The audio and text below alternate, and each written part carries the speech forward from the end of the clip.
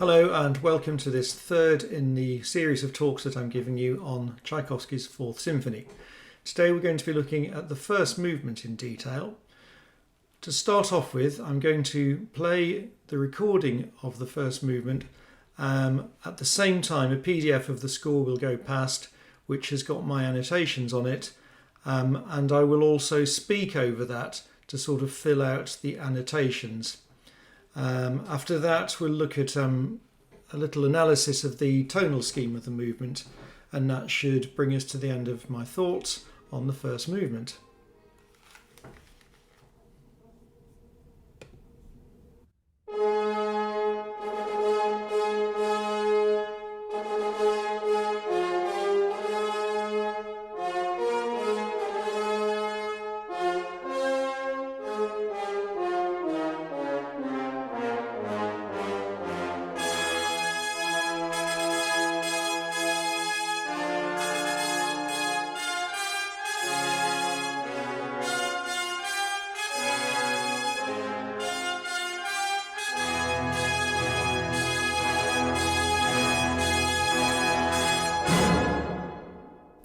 That's the opening fate motive,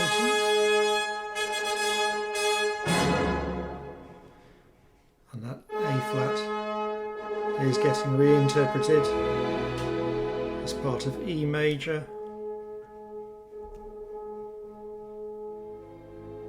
part of an augmented triad, and back to F minor.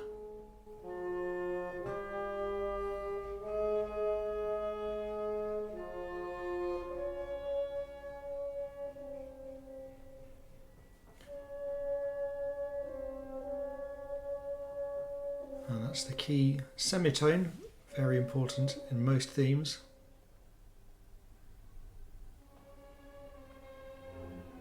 And here we are in the exposition with the first subject area. Notice how the accompaniment is all offbeat and very unsettled, and how the melody is full of semitones and an obsessive repetition of the dotted figure.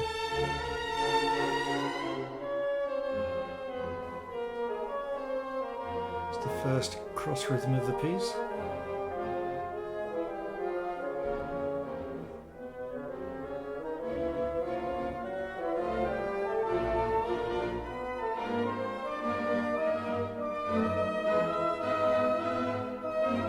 Again, rhythmic energy provided by the hemiola.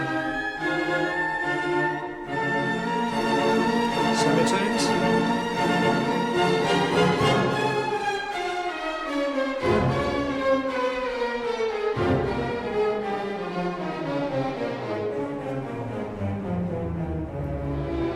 And cadencing in F minor.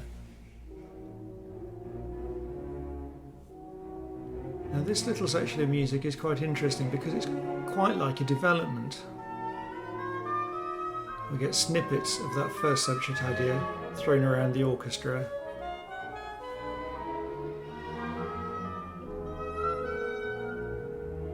Semitones in the horns.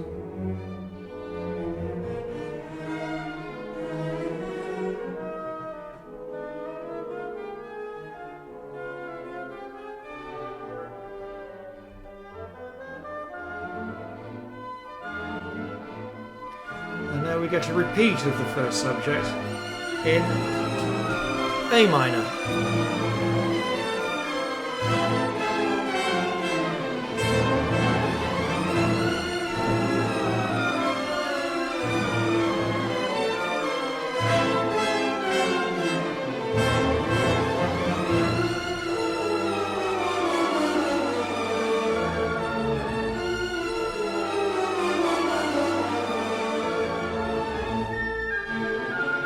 And again here we see parts of that subject thrown around the orchestra with modulations, and again it feels rather like a development.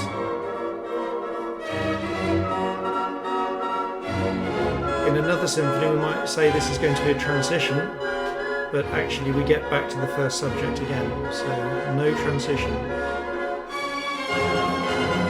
And first subject back in F minor.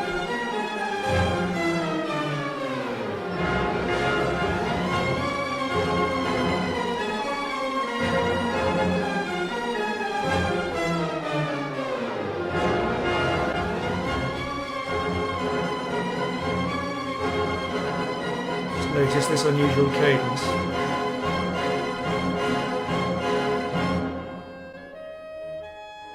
And now we are in the transition, going towards the relative major, A flat.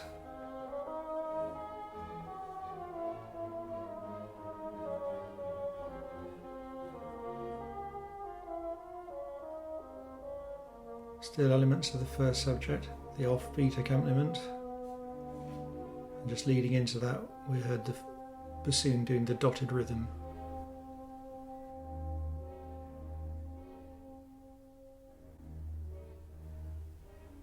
And this is a tonal surprise, because we're in A flat minor.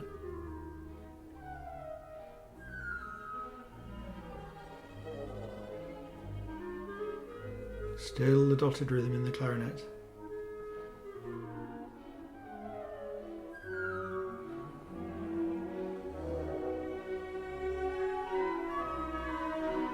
Very lovely cello tune here. And we're in the relative major, B major.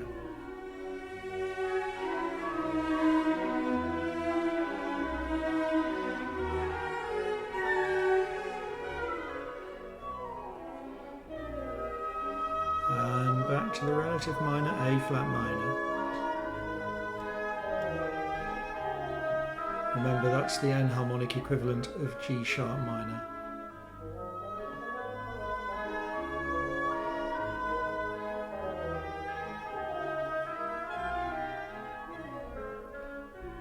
And a new idea, sort of third subject, in B major. Now in the woodwinds, that is the first subject, but transformed.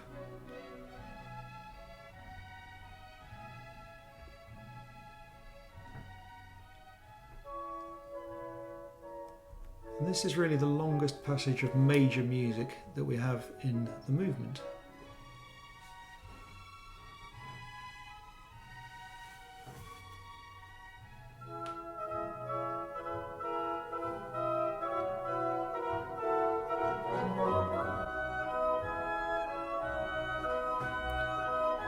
This is a very effective stringendo. First subject again, but over major harmony.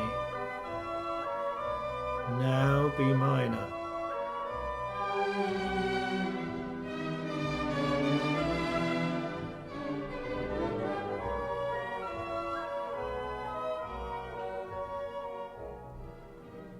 Back to the major. In fact, lots of chromatic notes here.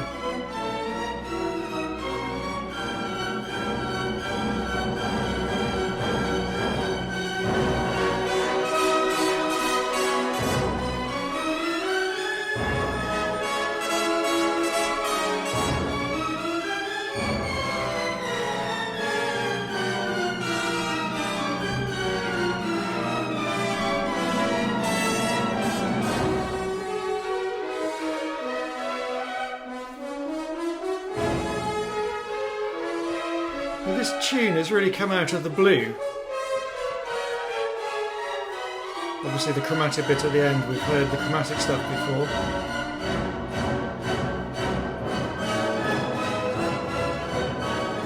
And that tune doesn't come back.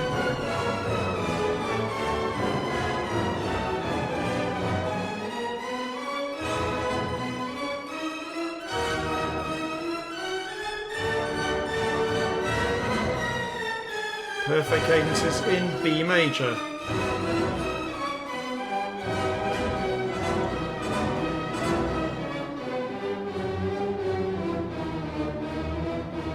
Playing with major minor there, but it still feels major until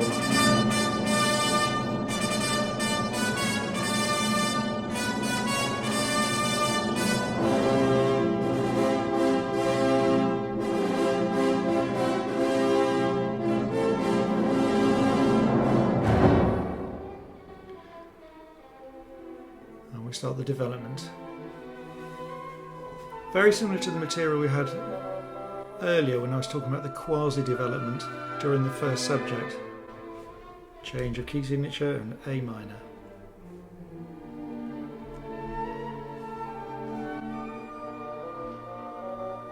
Going towards G minor.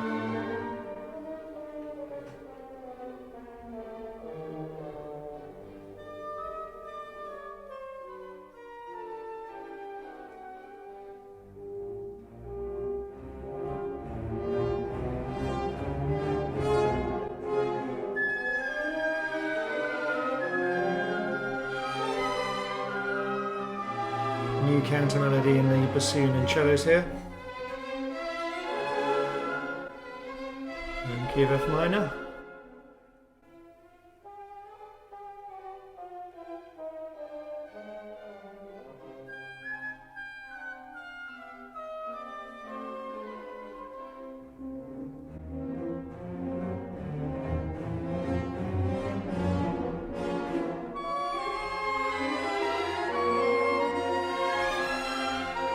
First subject in the winds, counter melody in the cellos and bassoon.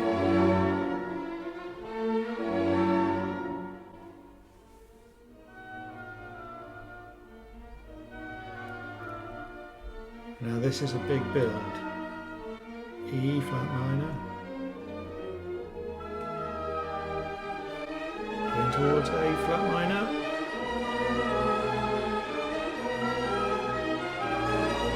Bass is going down and the melody is ascending.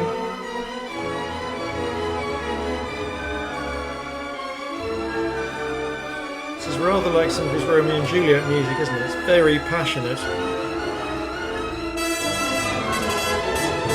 And Fate in A minor.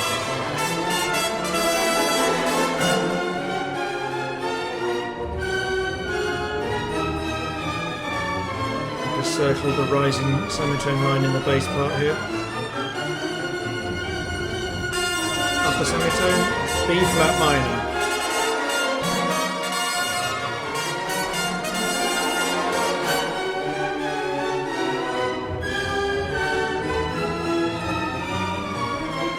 Next we have a little bit of invertible counterpoint here.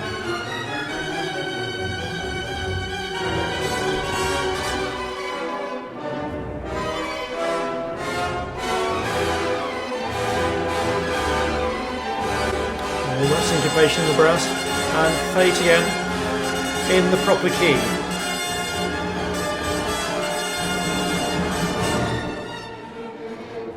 Except we've ended in D minor.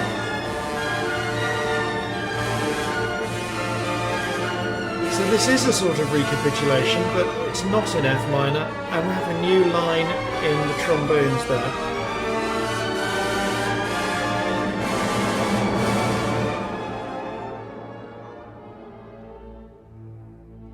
And we just have the single version of the tune. Remember in the Expedition that tune happened 3 times.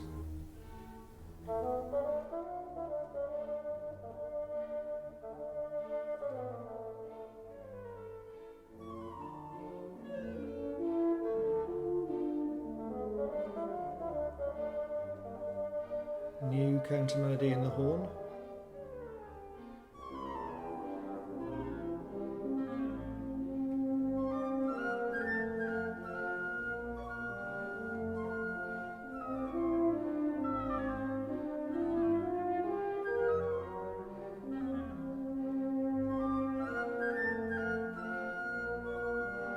On this recording we have a lovely Russian horn player who believes in vibrato.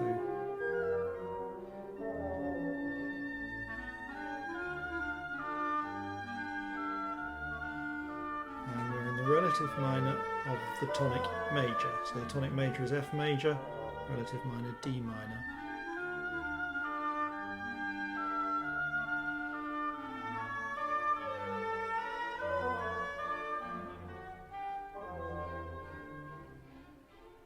And the third subject in the tonic major.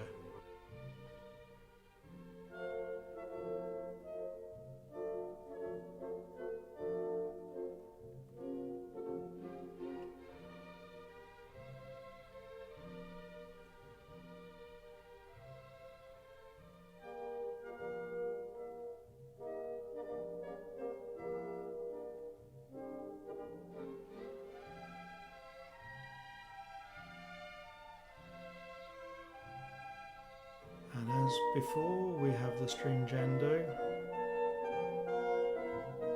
and the rising excitement.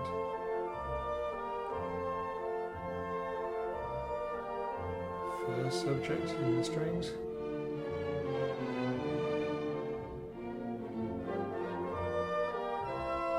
With the carefree tune in the woodwinds.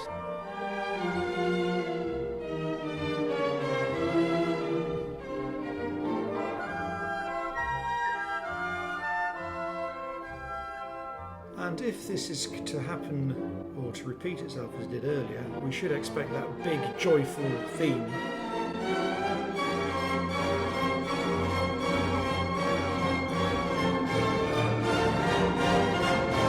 And it should have happened there, but it doesn't. And this feels like it might be sort of coda material in F major. In a way, he's doing the same thing here as Beethoven does in the Fifth Symphony, making you think it might end in a major key.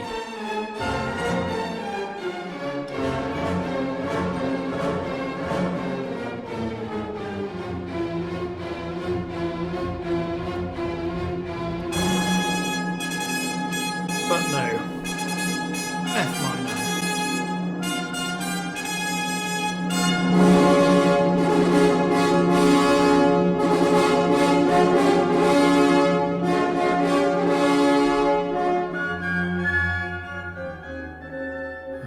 Fades away, and we're in D flat major.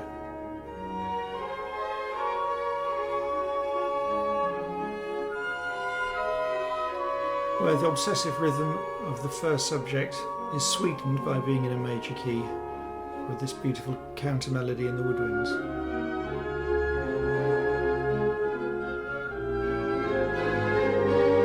But back to F minor. Repeating that phrase.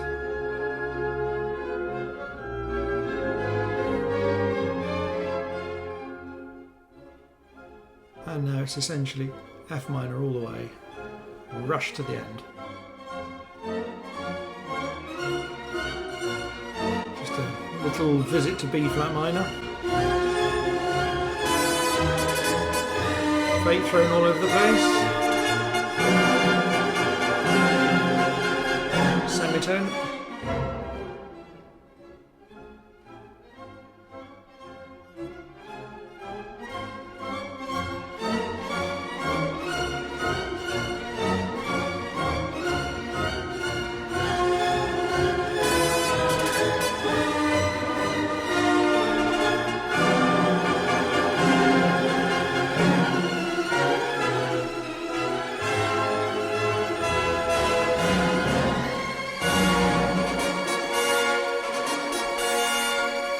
And a sort of Play-Doh cadence here.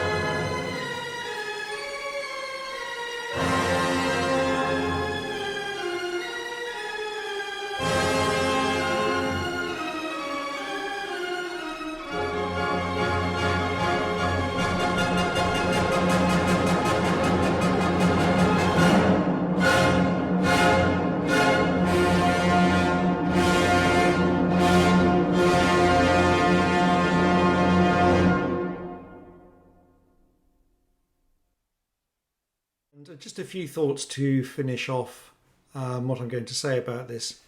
Throughout the PDF you'll have seen the little quotes, and they came from Tchaikovsky's letter to Nadezhda von Meck.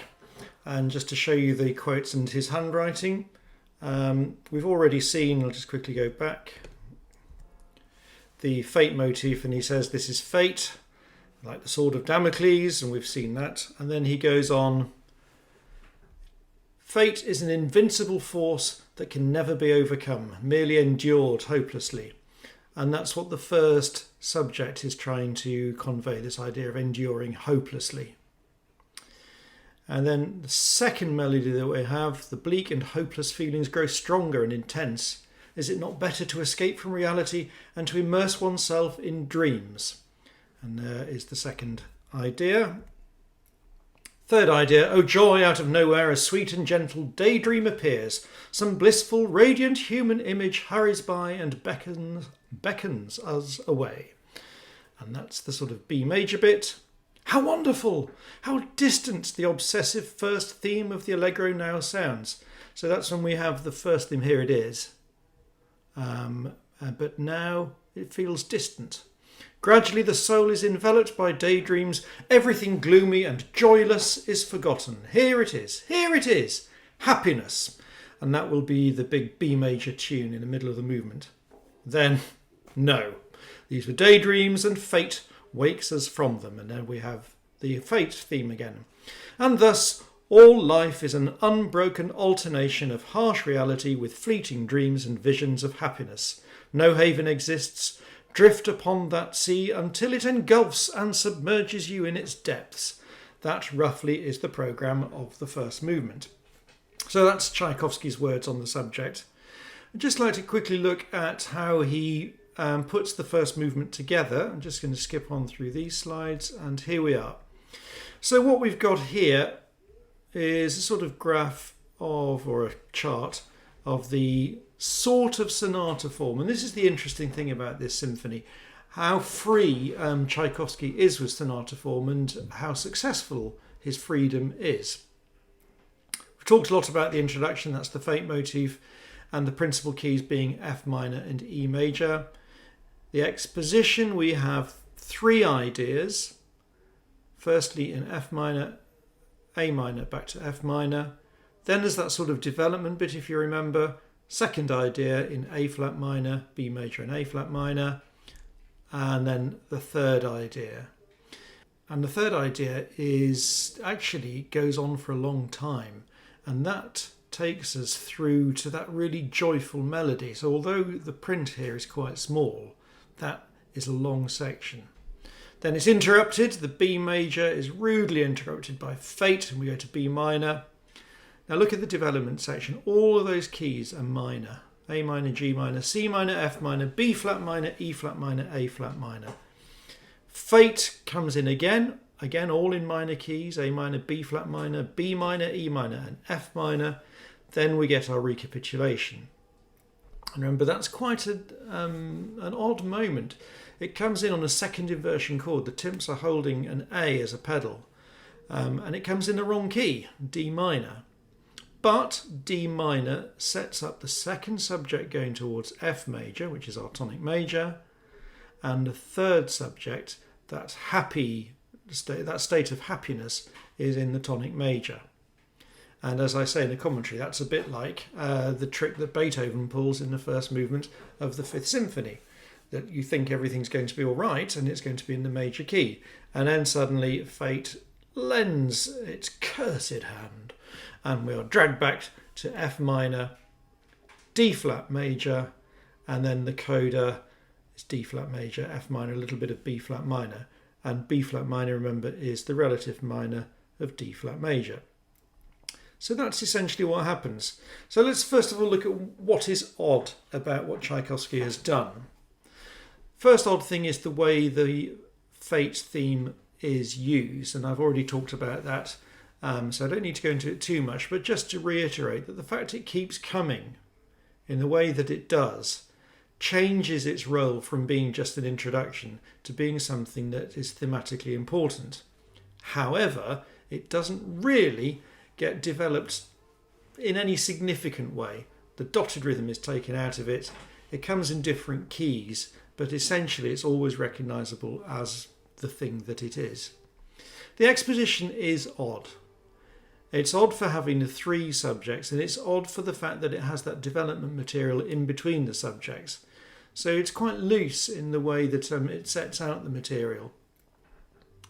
The third subject culminates in that big B major tune, which we only hear at that point. We're expecting to hear it again at the end here, but it just doesn't happen. So that glimpse of sort of pure joy we only get once. And then I think the rest of it sort of is self-explanatory. The recapitulation changes the keys, so we don't get the first subject back in F minor. We have it in D minor, and he's done that because he's trying to get these happier subjects into the tonic major. Tonal trick at the end, and then a coda. Now it's always interesting to see how composers are looking at tonality, and so what I've done here is I've tried to present a sort of seesaw where in the middle, slightly to the left, but that's the trouble with there being an even number of keys, we have the home key of F minor. So this is where we start, F minor. The move to E major, as you can see, is really dramatic because it's so far around the circle of keys. Quite violent. And that tells us something about Tchaikovsky's attitude to fate. Now then, the exposition. The first subject, we have it in F minor, A minor, which is a long way sharp, and then back to F minor. Now, what can we say about that? Possibly that move that far sharp is a little bit of compensation for having moved that far flat.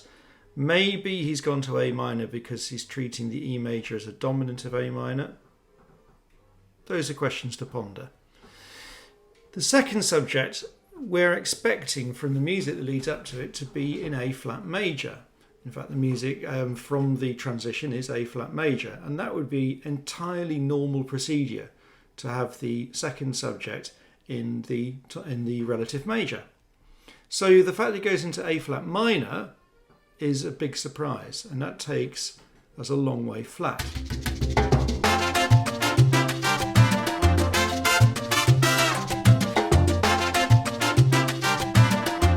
So A flat minor is over here, and then the relative major of A flat minor, I've put it as C flat major here to be consistent, but of course that is enharmonically B major.